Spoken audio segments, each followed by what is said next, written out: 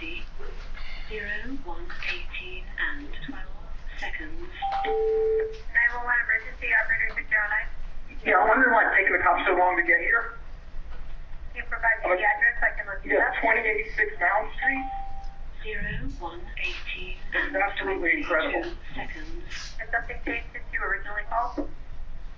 What now? What? Has anything changed since you originally called? 0, Yes, he's not answering. Like I'm outside her fucking window yelling and nobody's answering.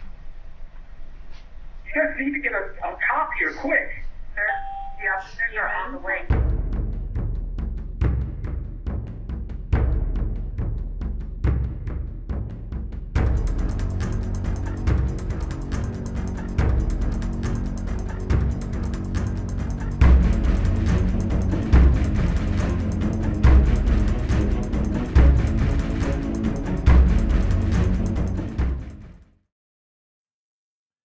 It has been said that every person must experience the piercing sting of unrequited love. Much like a caterpillar wrestling out of its cocoon, romantic heartbreak can serve as a crucible, forcing growth and guiding one toward a new dawn. Yet, there's another, murkier prospect. When love isn't reciprocated, it can plunge some people into shadowy depths, where passions become wild storms and obsession takes hold. In their darkest forms, these unchecked emotions might even be the spark that ignites acts of violence or cruelty. At the heart of this emotional maelstrom stands the story of the Hollywood therapist Amy Harwick. Let's dive in.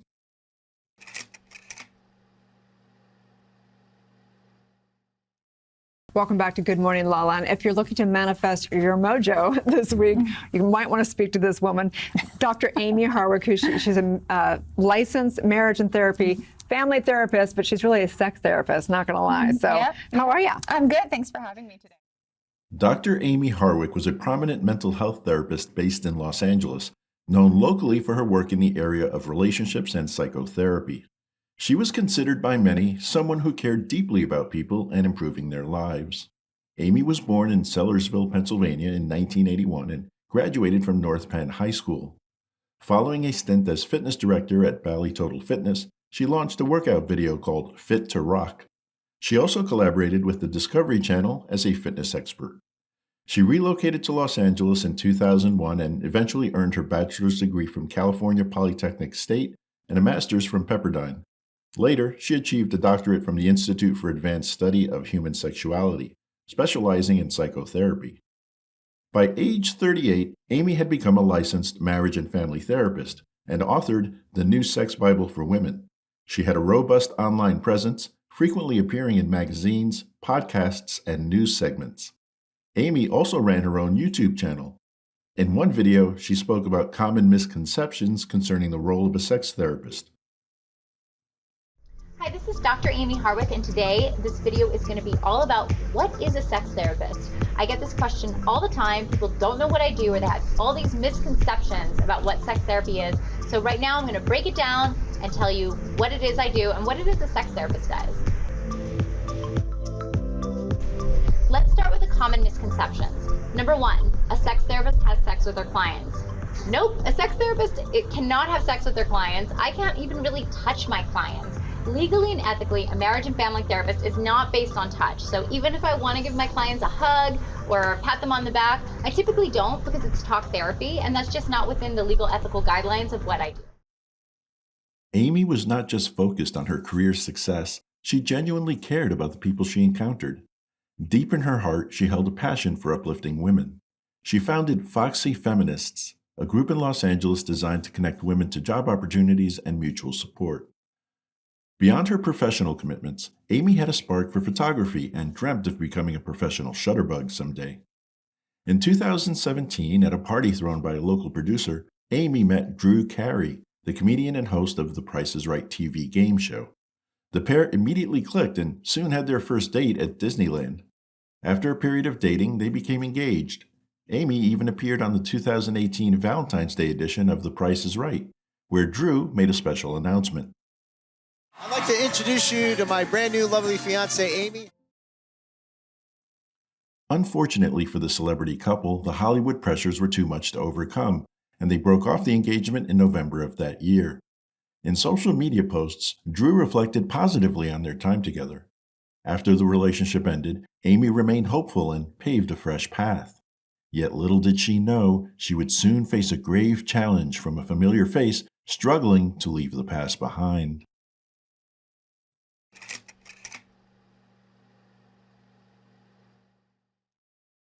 It was Valentine's Eve of 2020, and Amy was in a reflective mood. She reached out to Drew Carey for the first time since their breakup with a text that read, "Hey, I know we haven't talked in a while, but I've been doing a lot of thinking about, forgiveness, and I would love to get together with you and talk." Carey responded, "Yeah, I would love to do that. I love you." Carey, in a relationship at the time, felt that Amy's message was in the spirit of friendship and forgiveness, and the two agreed to meet after the Valentine's Day weekend. That rendezvous would never take place. After enjoying a show at the Globe Theater with friends on Valentine's night, Amy arrived home at 1:02 a.m. Moments later, a chilling, blood-curdling scream echoed from the third floor, jolting her roommate, Michael Herman, awake.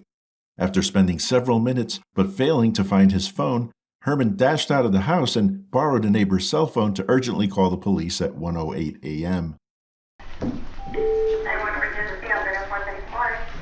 Somebody just attacked my roommate. We're at 2806 Mound Street.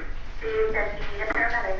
I don't know. I just had to run out of the house. I couldn't find my phone. I couldn't find a weapon. I couldn't find anything. How was he assaulted? What happened? I don't know. I was downstairs. I heard screaming.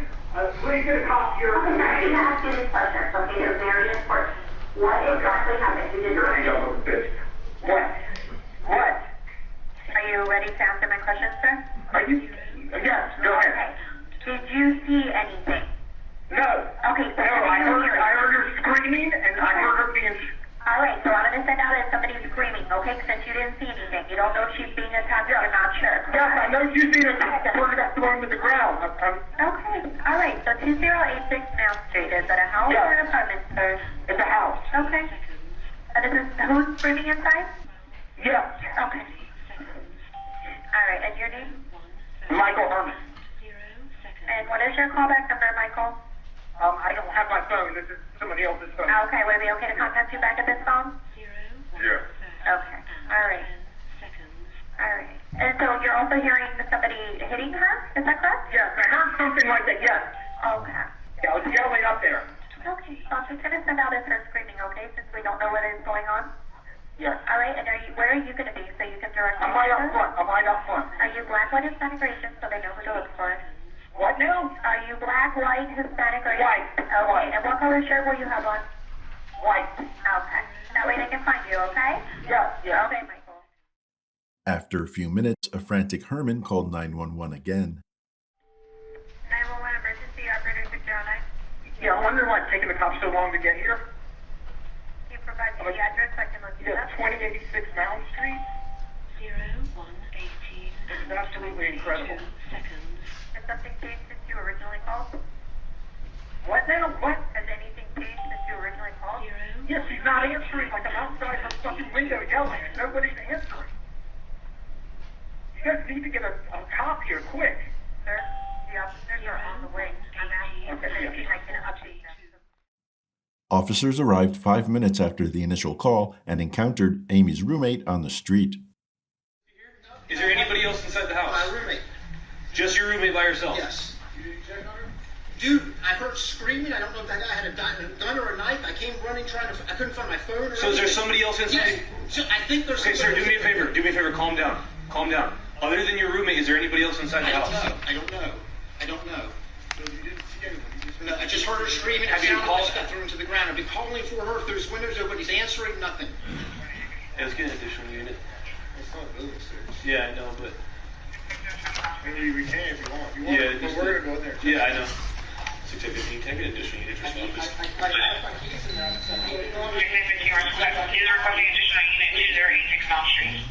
can't open it. So you were essentially locked out. Yes. I can hop the fence, but my keys are left in the house. I was in the middle of sleep. So why is this, why can't we get in here? Because it's locked. Because she came home and Listen, sir. You need to relax a little bit so that we can get all the information, okay? Okay. I'm in the middle of sleep. I don't know how many people are in there. I don't know if he's got a weapon or what. I'm trying to knock on neighbors' doors. Nobody's answering. I don't have a phone. He was walking by. All right, take some deep breaths from here, all right? Relax. We don't have a lot of time. I mean, Well, I mean, you left all your stuff in there, but I was supposed to get in.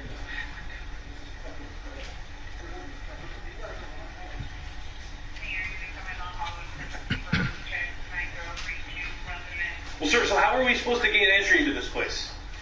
I guess hop the fence with me. We'll go around back. The back door's open. Let's go. So where's your key at? Inside, downstairs, the back door's open. So you came out and came up this way? Yes. Hey, partner, we're gonna have to jump it.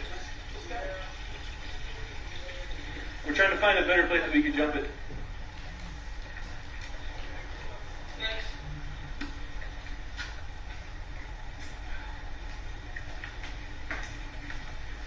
How long ago did you last hear from her? We're gonna have to go right here. Can you hold this?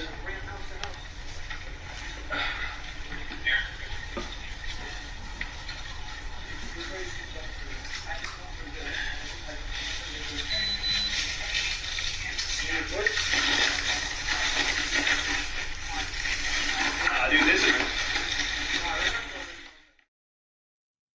Officers climbed the fence and began to search the premises. Within seconds, they made a gruesome discovery in the back patio. Amy Harwick lying on the ground with significant trauma to her head, neck, and torso, and struggling to breathe. According to police, her wounds were consistent with a fall from the third-story balcony. She was transported to a nearby hospital by ambulance but succumbed to her injuries shortly before 3:30 a.m. As officers methodically swept the home, a trail of unsettling evidence drew them steadily upward from the second-floor living area to Amy's third-floor bedroom. Scattered rosary beads and bloodstains on the bedroom door hinted at a desperate struggle. Officers followed the trail of beads to the balcony, where they discovered a syringe filled with a suspicious brown substance. The syringe was submitted for forensic analysis and later found to contain a lethal dose of nicotine. As investigators processed the crime scene, a pressing question emerged.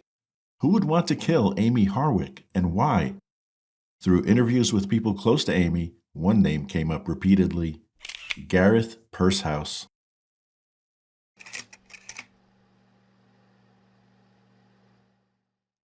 Thrones, first season, the brother and sister are up in the castle, and then the kid sees him through the window, and the brother has to go and throw the kid off and to kill him. And even though it's evil, I feel kind of bad for the brother, because even though he doesn't want to do it, his sister insisted. Amy Harwick and Gareth Pursehouse first met at a nightclub in 2010, and the two began a relationship in 2011. Although the 6'4" Gareth's wholesome appearance contrasted with the rocker type she usually dated, they initially bonded over a mutual love of photography. Professionally, he was a successful software engineer with over $1 million net worth. In addition to his main job, he took on photography projects. Outside of work and his passion for outdoor sports, he had a penchant for telling jokes. In fact, Gareth dreamed of making it big as a stand-up comedian. He got his chance to gain some traction when he entered his name in a bucket and was randomly chosen to perform a 1-minute comedy skit on the popular Kill Tony podcast. His opportunity was short-lived, however, as he didn't exactly set the stage on fire. Anyway, so I have bad news for the entertainers over there. Is that okay? I have bad news for the entertainers over there. The best day of your career is going to be the days after you die, when paintings skyrocket in price. Can I continue? Can I? It's close. Go ahead. Okay. Gareth. Go ahead. The paintings skyrocket in price. Redbox starts holding some movie from 1962. But what about the porn talent? What happens with them? Is it just Red Band at home singing, "She was so underappreciated at her time"? All right. There you go, Gareth. You did it. Doing the age-old broken method of trying to roast the people that the audience is here to see. That's good. Unfortunately for Amy, this wasn't Gareth's worst day. Their relationship ended in 2012 after she endured physical and verbal abuse, leading her to file a restraining order against him. Court records reveal she accused Gareth of multiple violent acts, including punching, kicking, and strangling. In a 2012 incident, he smashed 10 picture frames on her door, only to return the next day, taping flowers to the door and playing music from outside her apartment. In addition to episodes of violence, Amy reported stalking, break-ins, menacing text messages, and continuous harassment of her and her neighbors. After being granted a restraining order, she severed all ties with Gareth and focused on rebuilding her life. During their preliminary investigation into Amy's murder, detectives acquired ring camera footage from her home that placed Gareth at the crime scene during the attack. 13 hours after the initial 911 call was made, Gareth was arrested outside his residence in Playa del Rey on suspicion of murder. Bail was set at $2 million, which he posted 3 days later and was released that evening. His freedom did not last long, as he was apprehended again the following day on a no-bail warrant and formally charged with first-degree murder and residential burglary. There was an added circumstance of lying in wait, which qualified him for the death penalty, although there hasn't been an execution in California since January 17, 2006. Gareth entered a plea of not guilty and was held in custody pending trial. Meanwhile, detectives continued their investigation to build the strongest possible case for prosecutors. After a judge denied a defense motion to dismiss the case in March 2022, he ordered the district attorney and defense team to proceed to trial.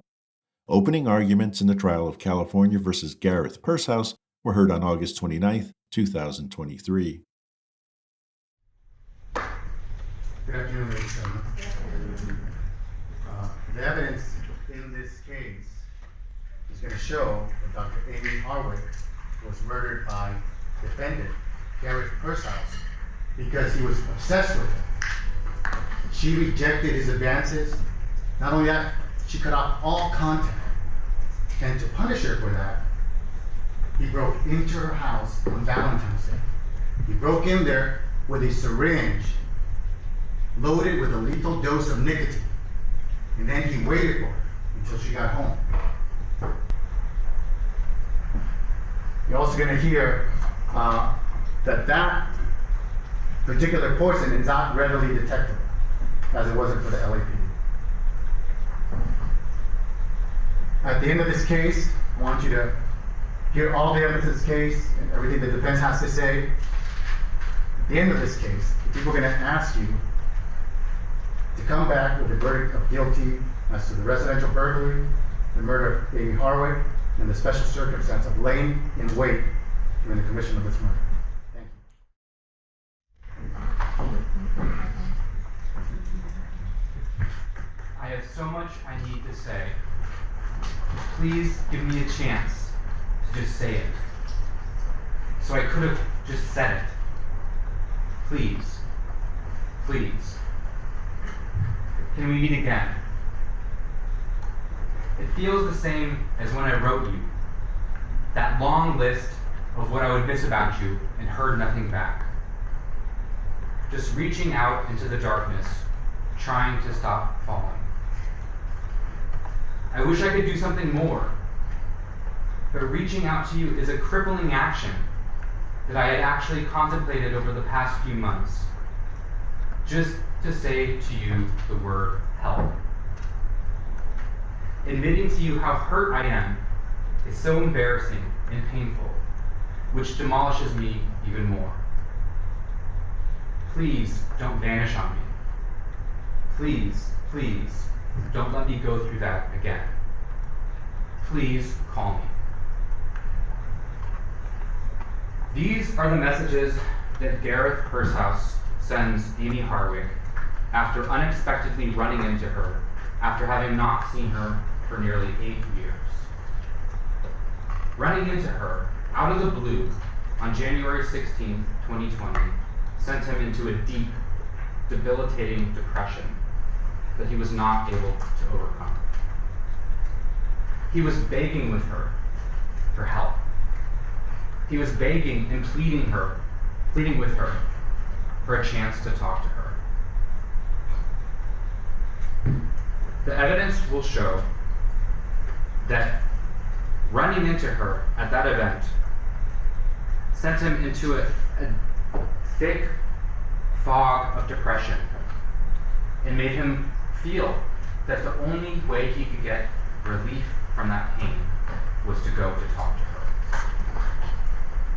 The ultimate answer that you, ladies and gentlemen, are asked, the ultimate question that you will be asked to answer is what Gareth Pershouse intended to do when he broke into her house on the 14th of February in 2020. The evidence will show that he was reacting from within this fog of depression and that he was going to talk to her. Throughout the trial, testimonies poured in from a diverse group of witnesses, including experts, law enforcement officers, and those acquainted with both Amy and Gareth. As the evidence unfolded, one looming question took center stage. What could have driven Gareth to allegedly harm Amy nearly 8 years after their separation? Investigators revealed that on January 16, 2020, Amy was set to appear on a mental health and counseling panel at XBiz, an adult industry business conference and awards show. Amy was accompanied by her friend and colleague, Dr. Hernando Chavez. They were invited in recognition of the low-cost mental health services they provided to workers in the adult industry. While waiting in line for Amy's turn for red carpet photos, Chavez left to get drinks but was soon alerted to a disturbance involving Amy. When he returned to the line, he found Amy face-to-face with her ex, Gareth Pershouse, who was working the event as a photographer. Chavez testified to what he observed that evening. Can you tell us what is shown here? That is the walkway. So to the right of that photo is the red carpet, and this is to the left of it, and it's this walkway between the ballroom and the red carpet. So in that walkway there are a number of drink stations and doors that lead into the ballroom. So on either side you have the red carpet to the right and the ballroom to the left. This is from the opposite side of the line. And did anything happen at this point? So when we arrived, the first thing we did as we were in line, I had a few friends who were right in front of us. I took a drink order. I said I want to buy everybody a drink and took the order.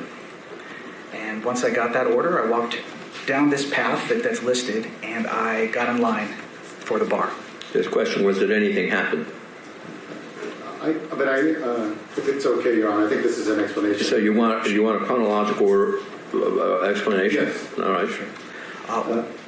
So then you went to the bar to get this drink order. And where did you leave Amy when you went to the bar? She was in line with the friends that I had that we had met, that we found there. So she was with other people. And how long were you at the bar area before something happened?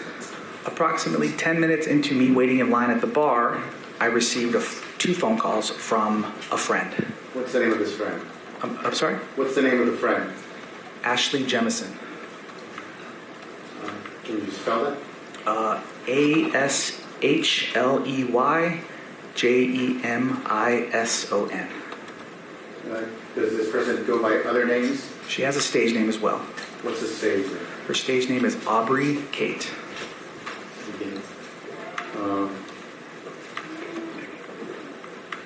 And what happened at this point? The first phone call, when she called, I couldn't hear. It was a lot of loud commotion. It was chaotic. So I couldn't understand and I hung up. And then 30 seconds later, I received another phone call from her as well. And all I could hear amongst the chaos or the sounds that were sort of the loud sounds was, "Get the F over here." What did you do? I immediately went back to the line. And when you went back to the line, how far away is the line from the bar? I was probably 25 yards away from that portion of where they were at in the line. Once you went back to your original location, what did you see? It took me a couple of minutes to kind of weave through the different people that were standing there and blocking my route. When I got there, I saw Amy and the defendant were walking away from the line together. And when you say the defendant, you see the person you saw there that night here in court today? Yes. Can you please point him out for the jury and describe what that person's wearing today? He's wearing a blue suit and glasses. What color shirt, sir? A white shirt as well. All right, identify the defendant. And as you approached them, did you hear anything being said? initially seeing them walk away, I first checked in with my friend who called me, and she told me, this guy is freaking out on your friend. So I then walked over to where the two of them had walked to, and they had... When you say the two of them? Dr. Amy and Gareth Perthouse. And then as you walked over there, what, if anything, did you hear? As I was walking towards them, the only words I heard was, "You ruined my life, you bitch." And as I got closer, they both stopped, they both looked at me, and I checked in with her and said, "Is everything okay?" And she said, "Everything's okay. I'm going to be right here talking." And so I went back to the line and waited for her. I also said, "I'll wait in line for you." And so I waited and kept her place. Now let's go back to the statement that what was the statement again? "You ruined my life, you bitch." Looking here at people's photograph C of this exhibit, do you recognize who's shown there? Yes. And who is that? That's the defendant, Gareth Perthouse. Is that the way he looked at the X-Biz Awards show on January 16th? Yes, I remember the red shirt and the jeans, yeah. And so how would you describe, were you able to see his face when he said, "You ruined my life, bitch"? They were profiled, so they were looking at each other as I was walking up, so that they did not see me as that. I heard that. Were you able to see what his demeanor was when he said, "You ruined my life, bitch"?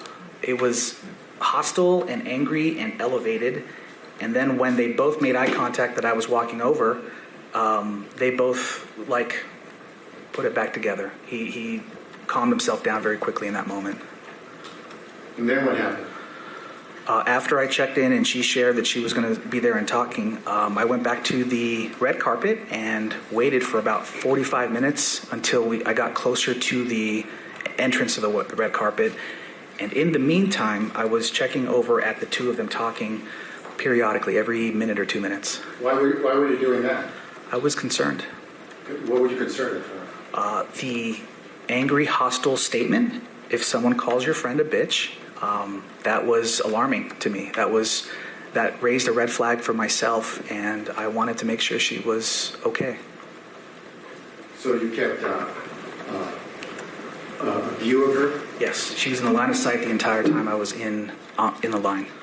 About how far away was she from you? 30 to 35 yards. And did you see anything happen during that time when you're watching her from that distance? Obviously, I could not hear anything else because I'm so far away, but I could observe nonverbal movements for both of them. I noticed she had her hands clasped together in her lap. Her two hands? Her two hands were clasped together, and she was seated in a way that was kind of leaning into the conversation. So she was, in my opinion, non-threatening and trying to just looked calm. The defendant, Gareth Perthouse, had much more animated movements with the hands. So there was times where the hands went on the head, times when the hands covered the face and then were in his lap, bending forward into his lap. And there was just more movement to reinforce whatever was being said. And how would you describe her demeanor once she left the defendant and met up with you? Totally changed. What does that mean? She went from initially coming into the show excited, talkative, enthusiastic, full of energy, as we all typically know her if you're in her life. And when she walked up to me, she was almost like a ghost. She was very stoic. I keep thinking back to the word that felt right, and it felt like she was on autopilot. She was just coasting and moving through the motions of walking and taking pictures and talking, but... Objection, narration at this point, Your Honor. That'll stand. Counsel, your next question. Yes. Was she able to take pictures on the red carpet? She did, yes. Gareth was described by numerous witnesses as visibly upset, shaking, and teary-eyed. Ashley, the friend Chavez referred to in his testimony, was also called to the stand and was asked to describe the incident from her point of view. So I want to be more specific about the defendant. Could you see his body language from where you were? Mm-hmm. Yes. Yes? Could you tell me what that body language was? Just his arms were kind of like up and just very like furious with the situation. So let the record reflect, Your Honor, that the witness raised both her left and right arms, moving around her hands in kind of a circular motion. So you demonstrated kind of this movement I just described for the record. Would you say he was moving his arms erratically? Yes. This is thin. All right. Could you describe what other body movements he was doing while he was speaking with Amy from that distance?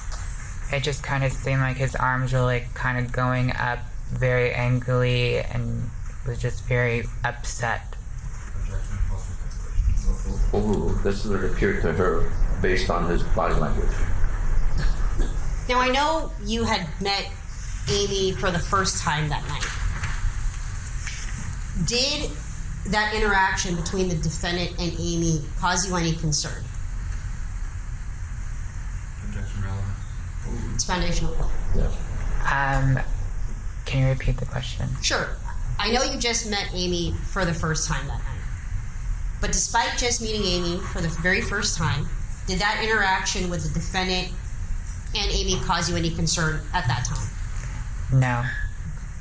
Did you end up calling your friend Hernando at any point while you were with Amy? Yes. Yes? And why would you call Dr. Chavez while you were observing this interaction between the defendant and Amy?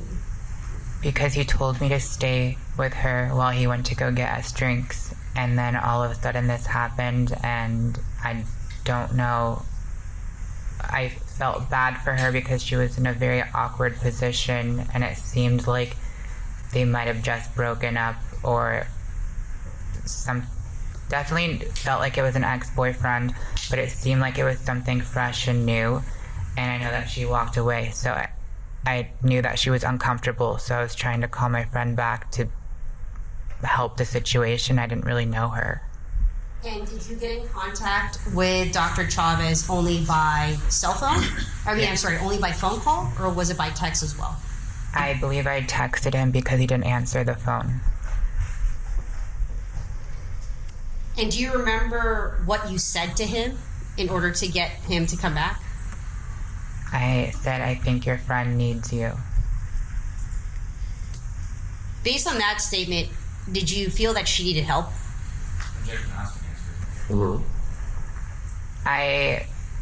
If I was in that situation, I would want help. And in your opinion, it appeared that they had just broken up. Yes. Now, did Hernando come back to the area where you were standing? He did. Did you tell him what you had observed between the defendant and Amy? Yes. Did you point out to him where they kind of walked off to? Yes. I'm sorry? Yes. Now, once Dr. Chavez came back, what did you do at that point? I left to go get my makeup retouched up before the award show started. Did you see Dr. Chavez at all for the remainder of the night? No. Did you see Amy at all for the remainder of the night? No. And did you see the defendant at all for the remainder of the night? No. Thank you. Nothing further. Ultimately, Chavez pulled Amy away from Gareth, and they returned to the XBiz red carpet for pictures. While Amy appeared outwardly composed and even smiled for the camera, Chavez noticed a change in her demeanor. She seemed anxious and preoccupied. Then, as the night ended, Amy was confronted by Gareth again. He asked to speak with her, and she requested some privacy from Chavez to address the matter once and for all. After their conversation, Amy and Chavez went to a cafe, where she discussed her unsettling chat with Gareth.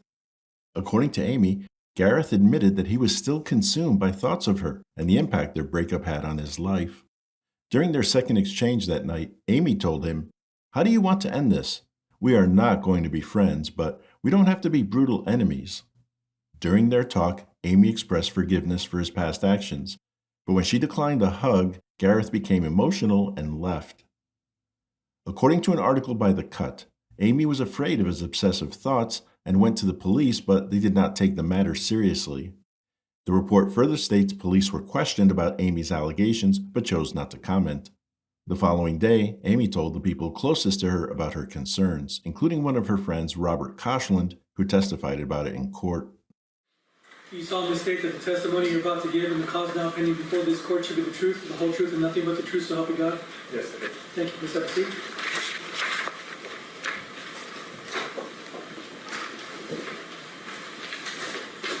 Please state and spell both your first and last name. Robert Koshland, ROBERTCOSHLAND.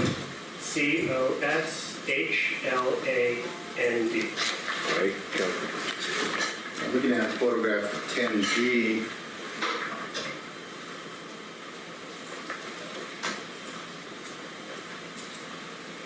Do you recognize who's depicted on that photograph? Yes, I do. And who is that? That is Amy Hardwick. And what was Amy Hardwick to you back in 2020? Amy was my best friend. When you say your best friend, how long had you known her?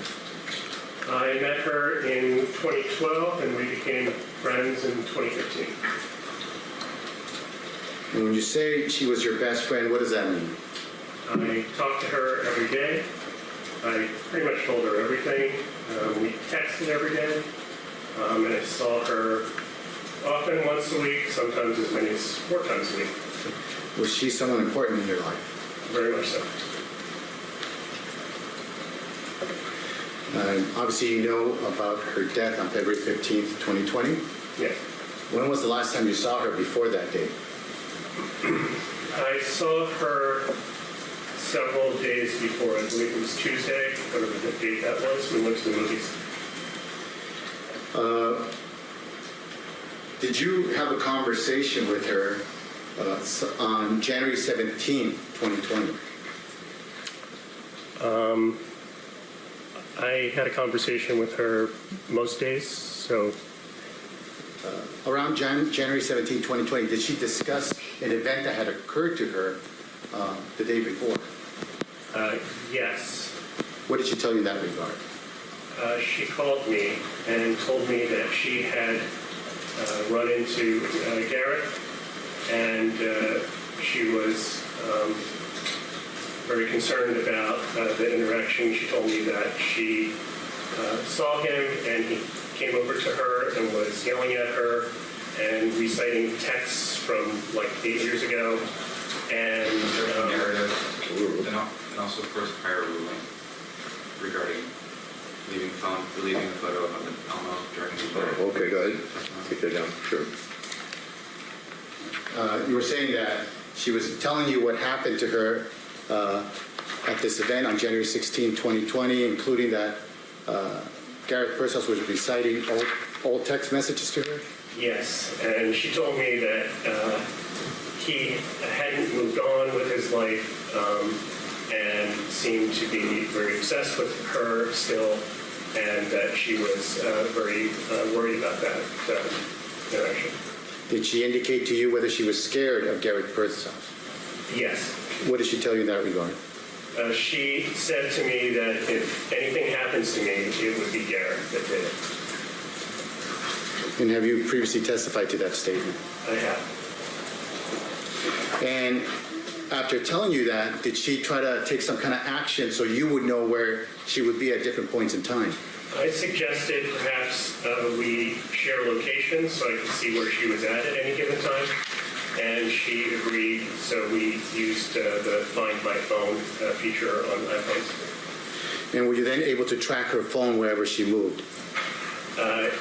Yes, it took a couple hours for us to figure out how it worked, but afterwards, yes. Well, why did it take a couple hours to figure that out? Objection foundation. Oh, you can answer. I hadn't used it before, and she hadn't used it before, so I don't know why, technically. Okay. And is this happening on or about January 17th or 2020, or a few days after January 17th, 2020? We had it sorted out in the afternoon of the 17th. Did you and her discuss anything else as far as security at her home? Yes, I suggested she buy a gun, and we talked about video cameras and a security alarm system. Okay, what did she, as far as the suggestion to get a gun, how did she respond to that? She said maybe, but She objected. Okay. You said what? she said maybe. And you also suggested what else to her? Getting a security system and cameras. And do you know if she did that? Yes, she did. How do you know that? Because we talked about it, and I referred an installer, and she bought the system that I saw. Okay. Did she buy the Nest camera system? Correct, that's what I had. Were you the one that installed the system for her? No, Did you set the settings for her Nest camera app for her? I did not.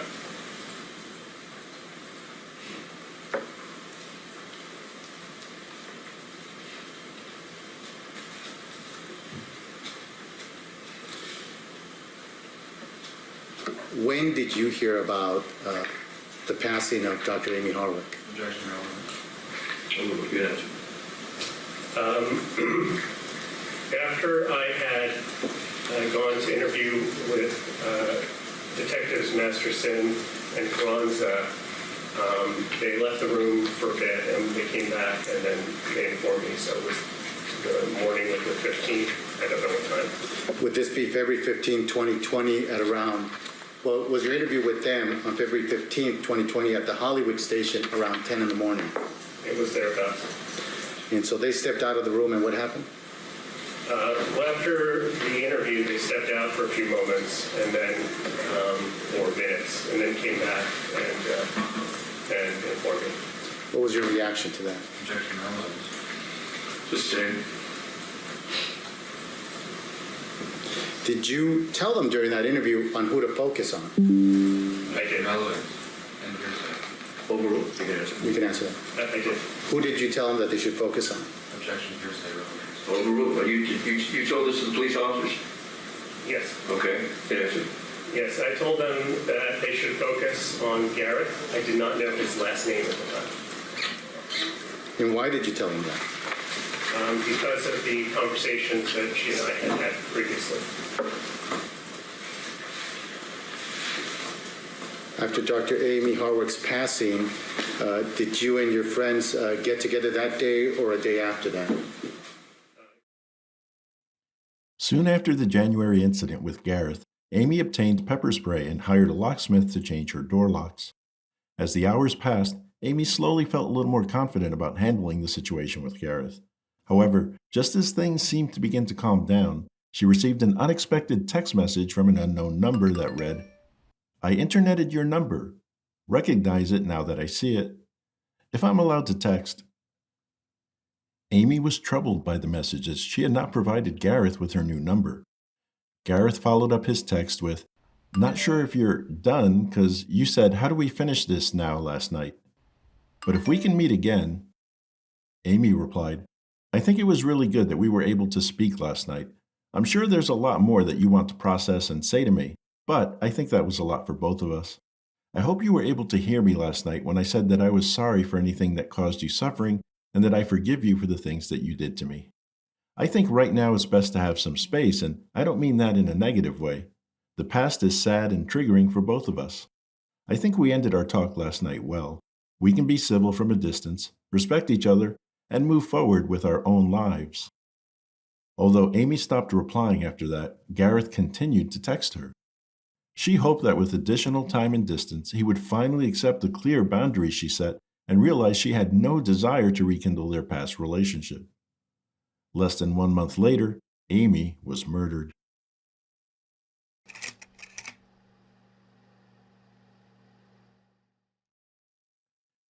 Given the weight of the evidence against Gareth, his defense team faced an uphill battle. Their trial strategy involved challenging the reliability of witnesses, questioning the integrity of the evidence, and highlighting even the smallest inconsistencies. Their primary goal was to sow enough doubt to potentially influence the jury's decision. For example, did you tell the first officers who responded that Amy was yelling the entire time? She was upstairs yelling when I ran out of the house. Yeah, I don't remember that specifically. And today you testified that she was not screaming the entire time. Is that correct? Yes. The second responders that came, did you tell them that you heard muffled screams? I don't even. I'm going to object if he was asked these questions. Well, the question isn't whether he was asked the question, but whether he told them. Whether it was because of a question that was posed or he told them on his own. The court will allow it. There was a lot of questions from a lot of people. I can't remember specifically. I remember in general telling them what had happened several times to different people. And you recall specifically telling them there were muffled screams? No, I don't remember specifically telling them in those words. I just don't. I'm sorry. Do you recall saying several times throughout your encounters with law enforcement on February 15th that Amy was screaming the entire time and you heard her screams as you ran out of the house? Compound as to various law enforcement officers. Court will allow it. It sounds like you're asking me the same question over and over, but I don't remember telling them specifically that I heard her screaming the entire time. I just don't remember saying that specifically. And your recollection today is that she was not screaming the entire time? Objection, argumentative. No, overruled. Is that your recollection today, sir? Yeah, no, there was like a one period where it was like dead silent for a little bit, like.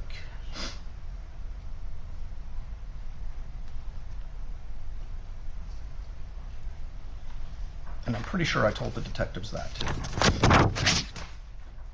So, if I asked you, did you tell the detectives that, what would your answer be? My answer would be, I'm pretty sure I told them what? Told them that she was screaming the entire time? Yes. Oh, you were going back to that? Yes. I just told you. It's asked and answered that. I don't remember specifically telling them that. But Okay. I could have. Okay. But if that's what you told them, your testimony today contradicts that, correct? Right, that's been asked and answered. He stated, as he sits here today, she wasn't screaming the entire time. Is that correct, sir? Yes, that's correct. That's the wrong answer. Thank you.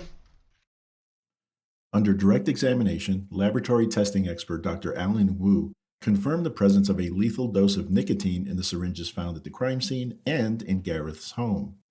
During Dr. Wu's cross-examination, the defense targeted the concerning findings by questioning the testing process and the report's details.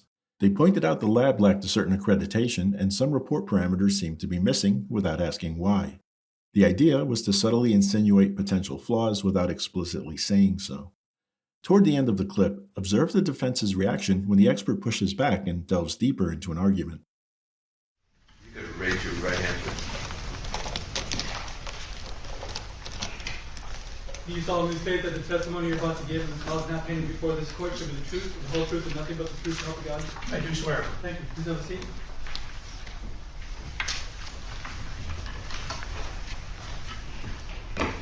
Please state and spell both your first and last name. Alan Wu, ALANWU. Thank you. Good afternoon. Good afternoon. Please tell the jury what it is that you do for a living. I am a professor of laboratory medicine at the University of California, San Francisco, and I am one of the laboratory directors at the Zuckerberg San Francisco General Hospital.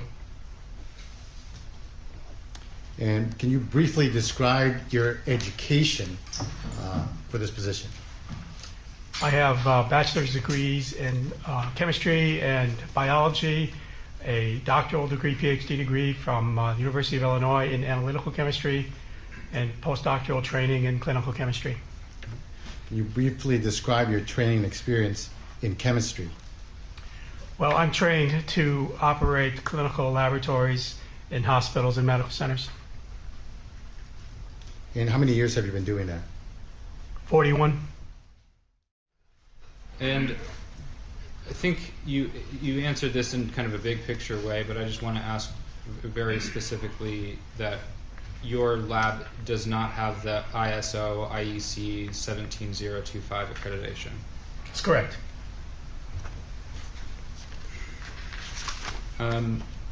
one of the two numbers that you need to know to determine purity is density, right? Yes. And in terms of the equation that you use, that you included in your report, density is the bottom denominator of the equation. Yes. Concentration is on top. Yes. So to be confident that your calculation regarding purity is correct, you need to have an accurate density. Yes. And even a slight inaccuracy can change the purity number significantly. Well, it would have to be an egregious error in the density, which would be difficult because most fluids have a density of about 1.00. Nicotine is in a fluid. It has a slightly higher density, but not more than 1% difference. So even if we had used the wrong density, the estimate would only be off by 1% or so. Okay. The balance you use to measure density, it can only go out, and I'm talking about the instrument, it can only go out 2 decimal places, right? Yes. There are density meter instruments that go out 3, right? And even 4, yes. And you have those types of instruments in your lab? We do. Your report didn't include a measure of uncertainty. Correct. And it also didn't include method validation parameters. Correct. The calibration curve wasn't run in triplicate. That's correct. And I think that on direct you mentioned your own error rate, but I don't think that that was included in the report, was it? It was not. Is that a synonym of error bar? Yeah. Yes. Oh, okay. And so neither were included in your report. That's correct. The report didn't include sample prep information. I think we did include it. We even showed a picture of the sample actually being weighed on the balance itself. And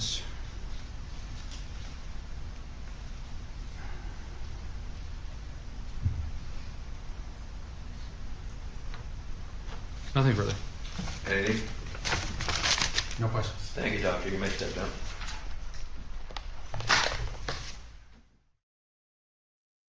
In the next clip, the defense seeks to portray the police as having mishandled Gareth's booking procedure, suggesting they were insensitive and unprofessional. Good afternoon again. Good afternoon, ma'am. So when you first, when Mr. Kurzhaus first arrived at Hypertech, he was accompanied by 2 uniformed officers. Yes, ma'am. And they had transported him from another location to Hypertech so that you could meet them there and supervise the photography of Mr. Kurzhaus. Is that correct? Exactly. And who had authorized this photographing of Mr. Kurzhaus? Well, it was a recommendation by the lead detectives. It's something we normally do in situations such as this. Do you normally ask detainees to be strip searched in that way? It depends on what the person's detained for, but strip searches are normal with violent felonies. So who authorized a strip search in this case? I'm not privy to the booking approval regarding who authorized a strip search, but I wouldn't call this a strip search that's prior to booking. This would be photographing the person, whether they have injuries or not. Okay. And were you I'm looking? going to object if the witness hasn't completed his answer. Were you finished, sir? I was almost finished. All right, go ahead. Depending on the situation, of course. So you had Mr. Kurzhaus remove his underwear for photographs, I directed him to, yes. and several photographs were taken of his naked body. Yes. And the area where his underwear would normally be, did you find anything of any significance in that location? On either his buttocks, his penis, or in any area that would have been concealed by underwear? I did not. But you continued to photograph that area anyway? Well, when you say area, it was an overall photograph of his whole entire body to show a lack of or to determine whether or not there was an injury. Would you have expected to find injuries on his penis area? Objection, argumentative. Well, it's call for speculation, sustained. When you told Mr. Purshouse what you were going to be doing in terms of photographing him, did you describe it to him as a full body scan? Objection, relevant. Oh, Lord. I didn't use that verbiage, but I 100% explained the process to him to alleviate any of his fears. He was very inquisitive, and I took the time to answer each of his questions. You don't recall using the term a full body scan? No. Would that be inaccurate to call it a full body scan? It's just verbiage I wouldn't have used in this situation.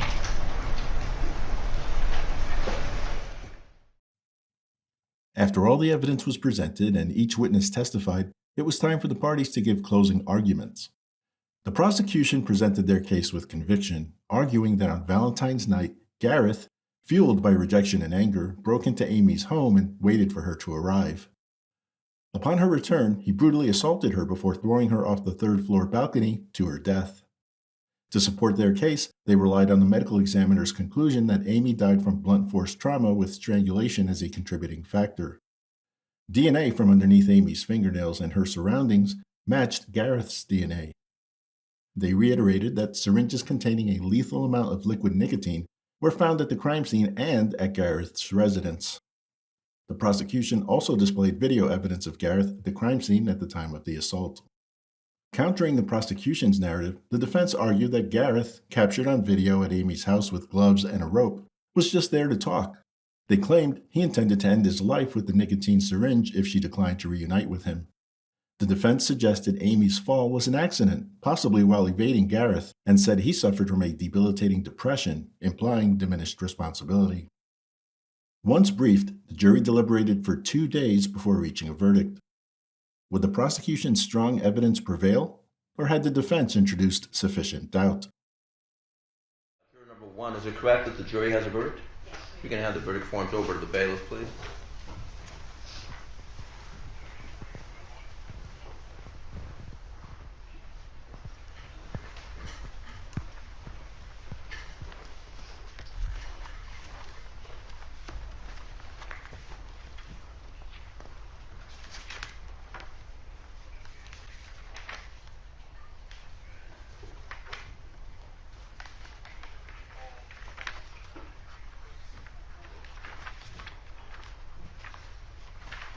All right, Mr. Clerk, if you would read the verdicts onto the record, please.